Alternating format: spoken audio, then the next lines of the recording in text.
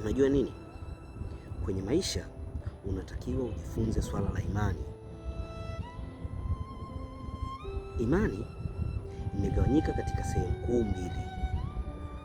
Kuna imani ya mtu kuamini dhehebu fulani ama kuamini dini fulani, na imani ya pili ni baina ya mtu na mtu. Anatoka mtu mmoja kumwamini mtu mwingine.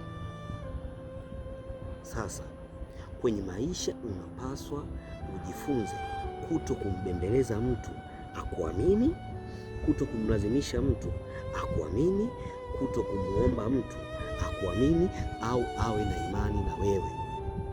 Kwa maana mtu kuwa na imani na wewe haombwi, halazimishwi na wala habembelezwi, bali imani yake juu yako itakuja pale atakapoona hicho ambacho umekifanya au hicho ambacho unakifanya umekifanya kwa weledi, kwa uaminifu na kwa ukamilifu, mpaka yeye ikafikia hatua ya kuanza kukuamini, na mpaka yeye ikafikia hatua ya kuvutiwa na kile ambacho umekifanya, kwa maana kaona umekifanya kwa uadilifu, kwa uaminifu, kwa umakini mpaka kimetimia.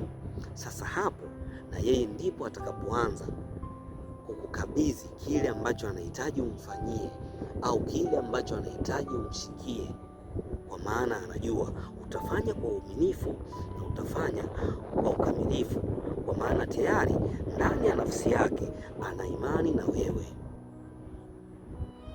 Unajua nini? Jua jinsi ya kuishi na watu.